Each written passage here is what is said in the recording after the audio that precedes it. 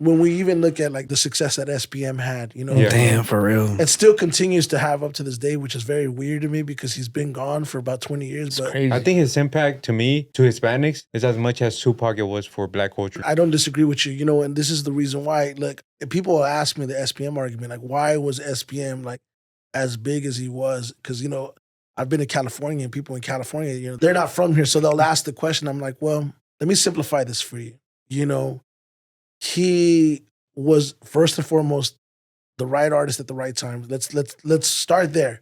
Yeah. Because there wasn't a lot of people prior to him here in Texas.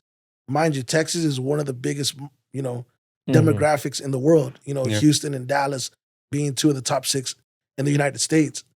So let's start there first and foremost. So from a numbers game, it's already built in. Yep. But then you go and you look at the way he branded himself, like it was SPM, South Park Mexican.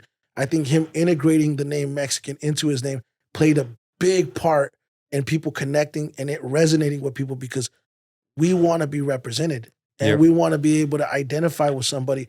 And it has to be easy to digest. A lot of times it's not easy to digest. But then you go in and then you go a step further and you go into the actual music. And when we actually dig into the music, in my opinion, his music was just technically advanced enough for people to be like, ooh, he's above the bar. He's above the average.